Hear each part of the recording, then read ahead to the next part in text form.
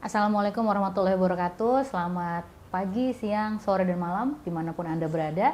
Bertemu lagi dengan podcast Indonesia in Abu Dhabi bersama saya Marisa.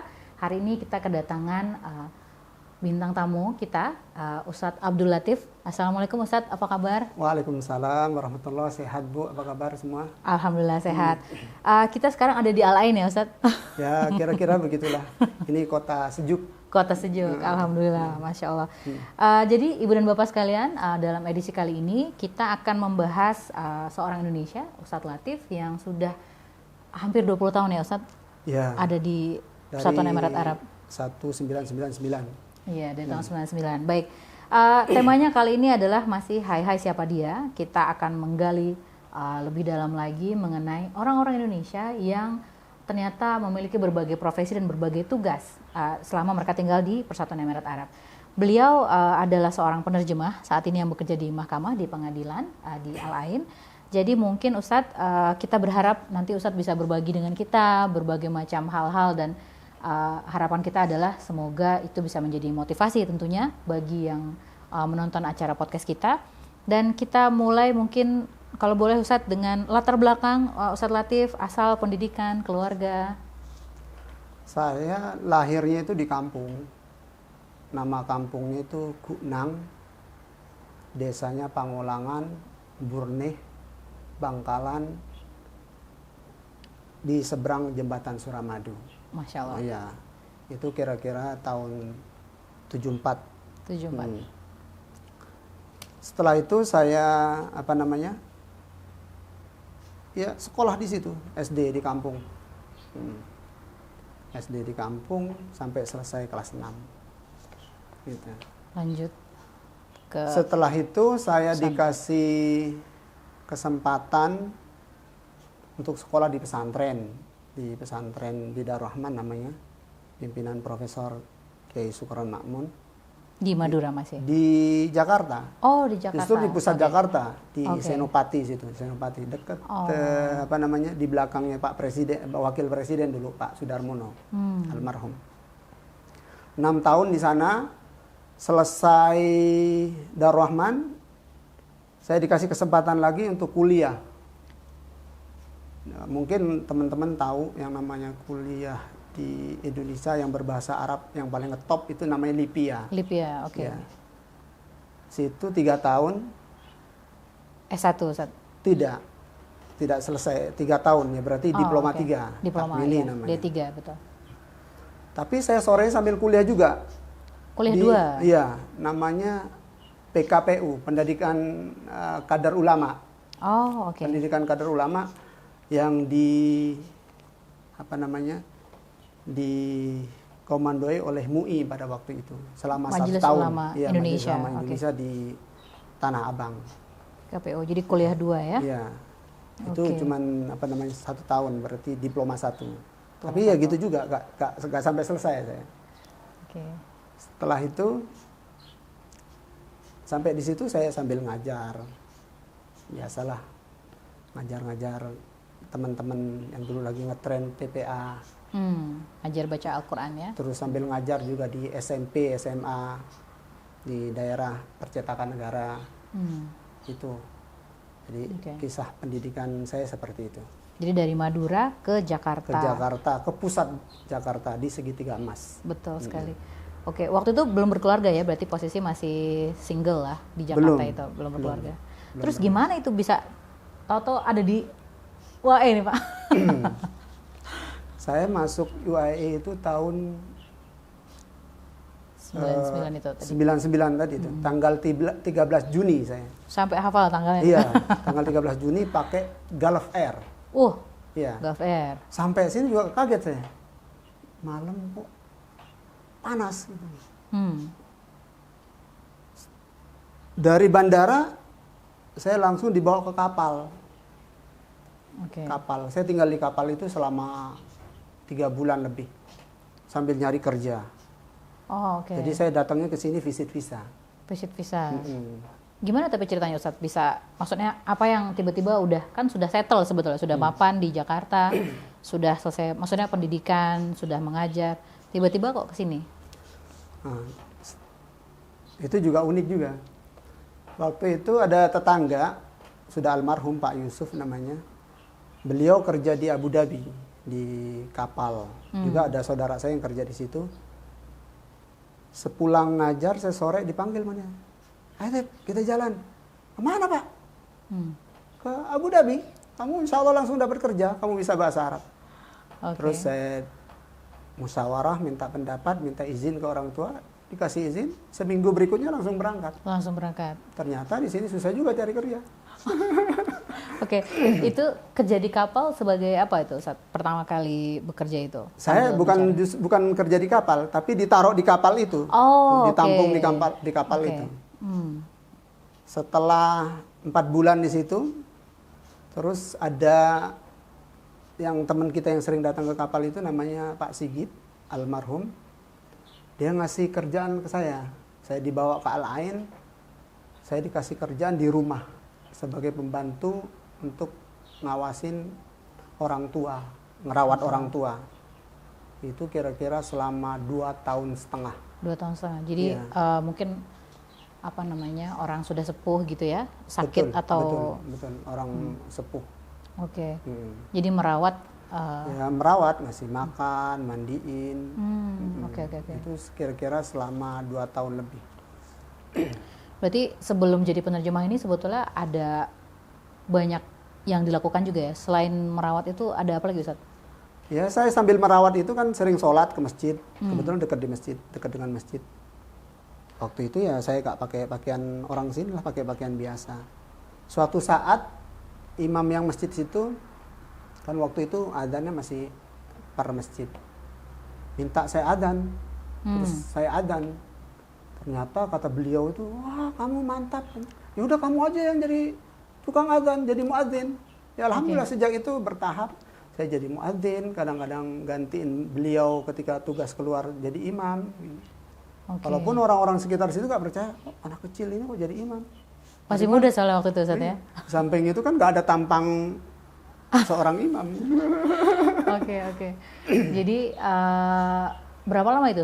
Apakah langsung, maksudnya kan merawatnya cuma 2 tahun, habis itu langsung ganti profesi jadi muazin dan ganti imam atau ada pekerjaan lain juga Ustaz?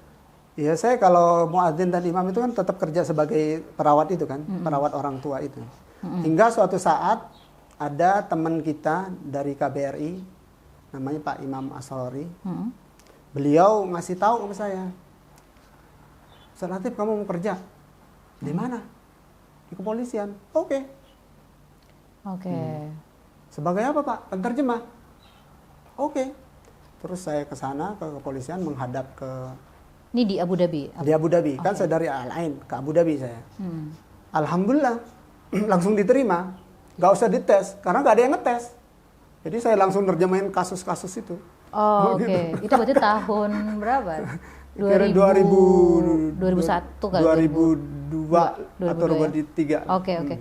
Dan sejak saat itu terus bekerja di kepolisian. Kantor di kepolisian ya? Sebagai penterjemah. Di Abu Dhabi. Kepolisian Abu Dhabi. Oke. Dan itu intinya di bawah institusi kepolisian ketika ada kasus berarti menerjemahkan ya. Tapi kan sekarang Ustadz sebagai penerjemah di mahkamah itu gimana dari tempat polisi kemudian bisa pindah ke di bawah pengadilan gitu sekarang di bawah kejaksaan itu juga rizki ya. Yang namanya rizki itu nggak ada yang tahu, unik. Ketika saya menerjemah itu kan pindah dari tempat ke tempat. Suatu saat ada pengumuman bahwasanya ada penerimaan, ada lowongan di tempat saya kerja sekarang itu di pengadilan. Terus pada waktu itu jaksanya bilang sama saya waktu saya nerjemah di dia. Beliau bilang begini, Tep, kenapa kamu gak ngelamar? Ngelamar di mana Pak?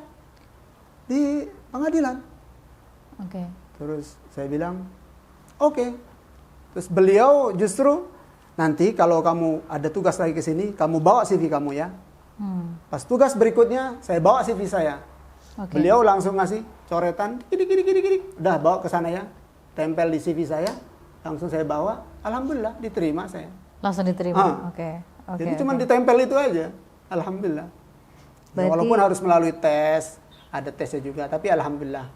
Semua jadi ibaratnya itu udah hampir 70% diterima lah. Masya Allah.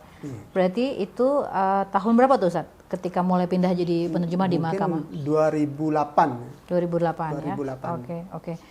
Iya, tema saya tadi adalah bertugas sambil membantu sesama. Jadi mungkin kalau boleh Ustaz, kami ingin juga dapat cerita mengenai suka dukanya menjadi penerjemah. Jadi kan sebetulnya ini kalau diceritakan kayaknya kok ya dari bekerja di rumah merawat orang tua, kemudian sempat juga menjadi bertugas di masjid-masjid ya, menjadi muazin, menggantikan imam, terus bekerja di kepolisian dan sekarang akhirnya di mahkamah di bawah kejaksaan. Itu sebetulnya panjang itu, dari 2008 sampai sekarang, berarti sudah, matematika saya nggak bagus. 14 tahunan. 14 tahun.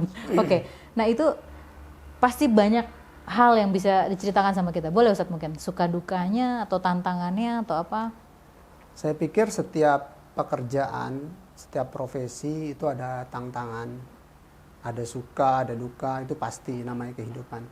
Tapi saya selalu berprinsip dari dulu, karena kita di pesantren itu juga diajarkan untuk mandiri kan. Jadi prinsip saya itu kalau suka selalu saya bagi kepada siapa saja.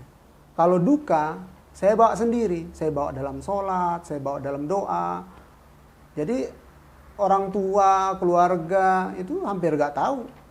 Saya selalu senyum-senyum aja kalau pulang kerja atau biasa gitu. Alhamdulillah. Jadi kalau sukanya saya ceritakan, maksudnya saya bagi-bagi. Kalau dukanya saya simpan. Saya bawa ke doa-doa, mudah-mudahan duka itu gak berlanjut atau sulit itu gak berlanjut. Gitu. Tapi kan kalau saya lihat Ustadz jadi penerjemah itu ya melihat bagaimana di TV atau melihat di film atau apapun gitu kan, kayak apa ya, pasti ada emosi, ada ini ada itu gimana, mungkin apa ya, kalau bayangan saya pasti itu menantang sekali gitu, bagaimana Ustadz bisa kemudian menerjemahkan tanpa ya ikut campur gitu, karena bagaimana tuh Ustadz, boleh mungkin berbagi sama kita? Waktu pertama kali saya jadi penerjemah, kan penerjemah kalau menerjemah buku udah biasa kan. Yeah. Tapi ini menerjemah menghadapi seseorang yang mempunyai dalam tanda kutip kasus umpamanya. Yeah. Itu pertama kali saya juga emosi. Oke. Ikut marah ini, jangan-jangan orang ini gak bener gitu. Gitu kan. Yeah. Akhirnya lama-lama sambil belajar dari teman-teman. Jadi saya kalau masuk kantor, saya taruh perasaan saya di tempat lain, biar gak kebawa di situ. Jadi saya netral. Kami memang disumpah untuk seperti itu. Jadi gak ada istilahnya berat ke kanan, berat ke kiri. Karena yang kita makan itu dari situ, rezeki yang kita makan itu kan menentukan itu semua. Artinya kalau kita gak netral berarti ada sesuatu dong. Boleh dikatakan dalam tanda kutip gak halal. Karena kita disumpah untuk sejujur-jujurnya. Betul. Gitu. Jadi kalau mau terjemah, ya taruh perasaannya di luar, jangan dibawa ke kantor. Yeah. Setelah pulang ke rumah, kita bawa lagi ke rumah perasaannya. Berarti profesional sekali nih ya. Ya harus begitu. Siap. Karena kan kita kan disumpah, digaji dengan segala fasilitasnya. Alhamdulillah kita harus profesional seprofesional mungkin. Tapi bukannya, maksudnya maaf nih, saya ingin menggali lebih jauh ya. Kan ya saya juga ngebayangin ya, itu kan kasusnya rata-rata kita semua baca. Kalau di Indonesia tuh yang namanya PMI ya, TKI, TKW, pasti aja seru-seru gitu ceritanya. Bisa jadi sinetron malah gitu kan. Itu bagaimana Ustadz menghadapi orang yang di depan mata kemudian dia bermasalah gitu? Ya, seperti tadi itu, kan kita sebagai penyambung lidah saja kan. Apa yang dikatakan oleh pihak pertama kita sampaikan, apa yang dikatakan oleh pihak kedua kita sampaikan, begitu saja. Oke. Jadi kita gak bawa apa-apa. Kalau dia bilang merah, kita bilang merah, sedetail-detailnya. Kalau dibilang kuning, miring ke putih sedikit, kita bilang seperti itu. Jadi itulah profesi sebagai penerjemah itu kadang-kadang dilihat ringan, tapi tanggung jawabnya besar. Kalau dalam hal-hal menerjemah mungkin ada kekeliruan sedikit, yang sebetulnya orang itu bebas atau tidak bersalah, bisa jadi bersalah. Betul. Dan kita harus benar-benar tahu tanggal, jam, kan itu membangun dalam, kasusnya ya. Iya, satu proses itu kan harus lengkap. Terus Ustadz, masih soal penerjemahan gitu ya. Kalau misalnya dalam kaitan dengan saksi itu kan bisa jadi dia juga korban atau apa. Itu apakah kemudian ada hal-hal yang menurut Ustadz tuh ya adanya saya di sini adalah sesuatu yang bermanfaat gitu. Karena kaitannya dengan tema saya adalah bertugas sambil membantu gitu. Saya sendiri orang awam melihat bahwa ketika di suatu lingkungan, apalagi ini di pengadilan ya, orang tidak punya masalah, tidak punya kasus pun kalau masuk pengadilan pasti akan apa ya bahasanya, takut sendiri gitu ya. Nah ini Ustadz sendiri melihat gimana gitu? Apakah keberadaan Ustadz sebagai penerjemah, apakah ada dampaknya kepada orang-orang yang diterjemahkan ini gitu, khususnya orang Indonesia yang diterjemahkan ini? Itu ya 100% ada dampaknya. Satu, saya bisa menyampaikan apa yang dia tidak bisa sampaikan melalui bahasa resmi sini. Itu satu. Yang kedua, mungkin dia dapat bantuan psikologis karena yang di hadapan saya ini adalah orang yang sebangsa dengan dia. Walaupun kita tidak bisa apa-apa karena kita disumpahkan untuk mengatakan apa yang dia katakan. Gitu. Tapi secara psikologis dia merasa tenang. Oh, ini ada seakan-akan ada pendampingnya lah gitu. Oke. Dan itulah indahnya di sini tuh, bagusnya setiap negara itu ada penerjemahnya. Ada penerjemahnya. Gitu. Oke. Ini menarik ya Ustadz. Jadi mungkin kalau saya boleh ulang sedikit, intinya adalah minimal dengan ada seorang sesama orang Indonesia di satu ruangan itu, di ruang sidang itu, secara tidak langsung sudah memberikan suatu rasa efek psikologis menenangkan gitu mungkin ya bagi si baik itu tersangka atau mungkin bisa jadi dia adalah korban yang dibantu penerjemahannya. Oke, Masya Allah Ustadz. Lanjut pertanyaan berikutnya nih, Ustadz Latif nih dikenal sebagai tokoh masyarakat yang dituakan di Al-Ain. Jadi semua orang, pokoknya orang Al-Ain itu nggak ada yang nggak tahu atau bahkan pernah ke rumahnya gitu. Kita yang di Abu Dhabi aja berkali-kali gitu. Boleh Ustadz cerita sedikit gimana kok ini bisa jadi tokoh yang dituakan? Mungkin karena saya paling tua, itu satu. Terus juga mungkin karena teman-teman dari KBRI itu kan sering dulu pernah beberapa kali mengadakan pertemuan konsuler di sini, kegiatan kekonsuleran, perpanjangan paspor, dan juga teman-teman pelajar, teman-teman mahasiswa, dan teman-teman lainnya mungkin sering datang ke sini. Jadi saya dikenal, mungkin itu aja. Mungkin banyak sebetulnya lebih dikenal, tapi mereka mungkin kalau ke sini lebih nyaman gitulah, lebih nggak terlalu resmi atau biasa-biasa saja gitu. Itu tapi, mungkin kemungkinan. Karena sih, kan saya tidak bisa menilai diri saya sendiri, hanya orang lain yang bisa. Betul Ustaz.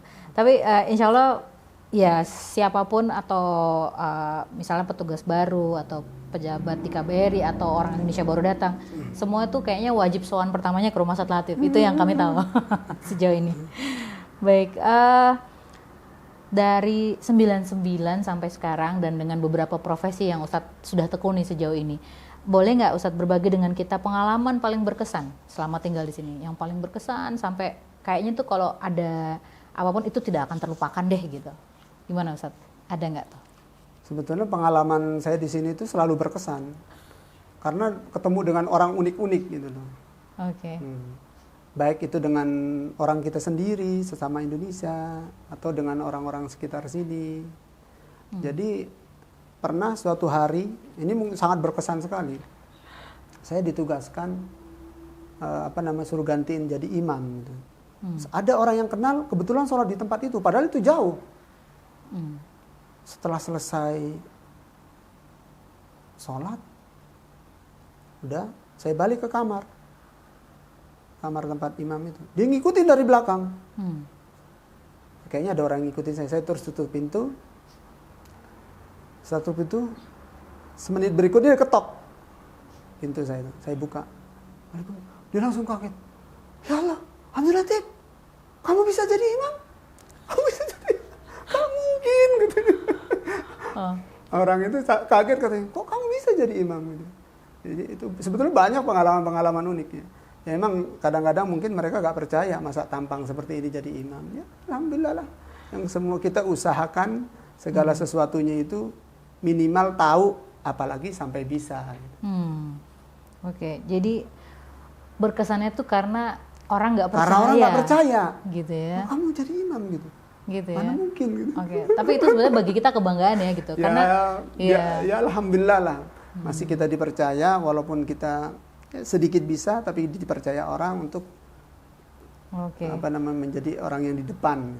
Oke, iya karena bagi masyarakat kita memang di Indonesia imam adalah suatu status ya Ustadz ya, bahwa digugu, ditiru ya, seperti seperti guru gitu, seperti Ustadz yang memimpin kita dalam beribadah. Kalau di sini mungkin mereka kaget. Kok ini orang baru pertama kali nih kan, orang kan waktu itu belum ada orang Indonesia, iya, belum masih ada imam jarang Indonesia. ya. Betul. Kalau sekarang memang sudah ada kerjasamanya, banyak. betul. Iya, berarti dulu memang kerja itu belum begitu banyak aturannya sehingga ketika orang dianggap mampu dia langsung bisa diberikan pekerjaan itu gitu ya dulu. Oke, lanjut Ustadz, mungkin ini hal yang paling ditunggu oleh netizen. Jadi semua narasumber kita insya Allah kita akan tanya pertanyaan ini, yaitu berapa sih gajinya Ustadz bekerja sebagai penerjemah di pemerintahan, dan fasilitas apa saja yang Ustadz dapatkan sebagai penerjemah di mahkamah? Saya dari dulu tuh selalu bersyukur. Jadi gaji di rumah kalau menurut orang tuh kecil, bagi saya besar karena itu rezeki saya. Gaji terus naik lagi di kepolisian, bagi orang mungkin kecil tapi bagi saya besar karena itu rezeki saya. Terus sampai saya di sekarang ini tempat saya di pengadilan itu, alhamdulillah rumah alhamdulillah luas disediakan.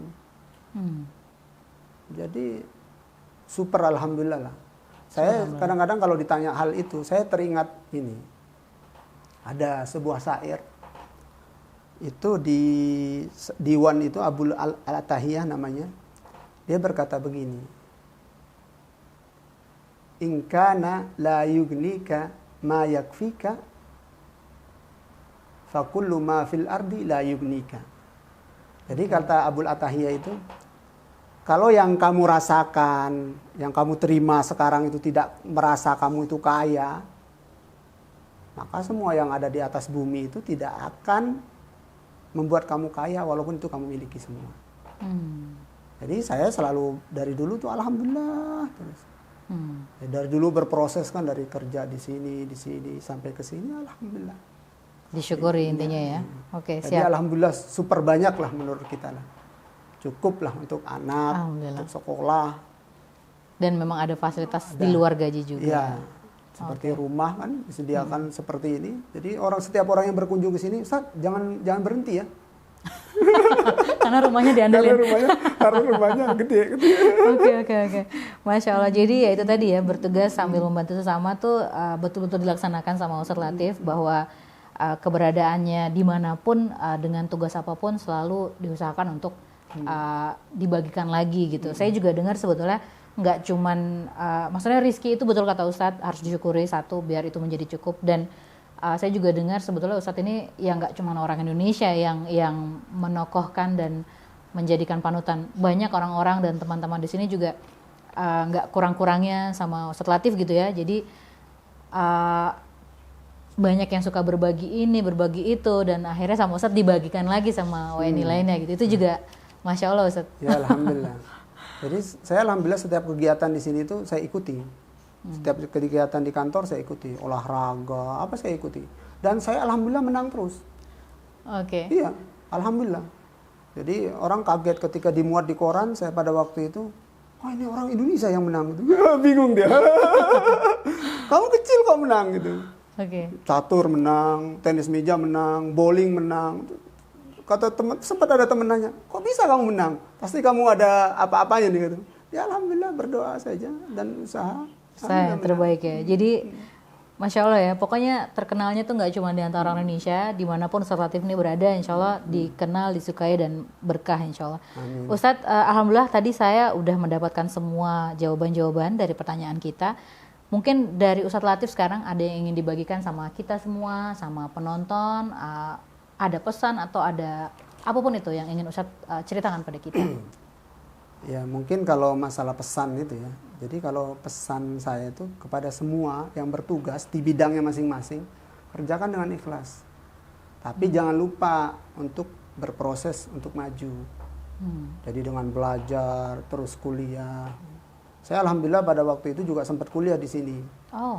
Ya, di namanya UT, Universitas Terbuka. Dari Indonesia tetap? Iya. Oke. Dan itu saya dapat Eskom namanya. Sarjana komunikasi? Iya. Masya Allah. Alhamdulillah, jadi lebih tahu lah dikit gitu. Jadi ikut-ikut banyak kegiatan di luar, kursus-kursus saya ikutin juga. Oke. Alhamdulillah. Jadi itu segala bisa nih ya? Di bidang tempat kita kerja itu kita harus tekuni dengan baik. Tapi jangan lupa untuk berproses untuk maju dengan lebih belajar terus. Meningkatkan kemampuan dan kapasitas diri ya Ustadz. Oke, siap. Ustadz, kita senang banget udah dapat semua informasi yang kita dapatkan. Intinya bagi kita sebetulnya Ustadz Latif ini adalah orang yang pasti lebih lebih mampu menyampaikan pesan-pesan gitu, karena kalau kita di KBRI gitu, kita pasti orangnya berganti, petugas berganti, pejabat berganti, duta besar pun berganti. Tapi kami sangat-sangat menghargai Ustadz Latif dan tentunya tokoh-tokoh Indonesia lainnya di Persatuan Emirat Arab yang sebetulnya lebih aktif membina masyarakat gitu. Jadi terima kasih banyak. Dalam kesempatan ini kami juga menyampaikan penghargaan. Ustadz Latif ini orang tua bagi WNI lainnya di lain sejauh ini ya. Gitu Ustadz. Ya alhamdulillah, terima kasih juga kepada semua. Mudah-mudahan ngobrol singkat ini bermanfaat bagi saya, keluarga dan teman-teman semua yang nonton. Siapa tahu ada poin sedikit titik saja yang bisa diambil manfaatnya untuk kemajuan kita bersama. Betul. Terima kasih. Baik, sebagai penutup Ibu dan Bapak sekalian, jadi kami tadi sudah menceritakan sedikit mengenai, baru sedikit ya, karena sebetulnya banyak sekali nih ceritanya Ustadz Latif ini yang belum tergali. Itu profesi sebagai penerjemah. Jadi sebetulnya banyak sekali hal-hal yang bisa dikembangkan, apalagi di sini mereka terbuka terhadap orang-orang asing yang mencari pekerjaan ya, asalkan sesuai dengan apa yang dicari gitu. Jadi ini adalah salah satu contoh, Ustadz Latif adalah contoh bagaimana profesi sebagai penerjemah di mahkamah itu juga adalah hal yang mungkin bisa dikerjakan oleh warga negara Indonesia. Baik, terima kasih banyak Ustadz Latif. Masya Allah, jazakumullah khairan kasiran, terima kasih. Terima kasih sudah menonton acara Indonesia in Abu Dhabi, podcast kita kali ini. Sampai bertemu lagi di kesempatan berikutnya. Kita tunggu siapa lagi yang akan menjadi narasumber kita dalam bincang-bincang dengan KBRI Abu Dhabi. Terima kasih. Akhirnya, assalamualaikum warahmatullahi wabarakatuh. Waalaikumsalam.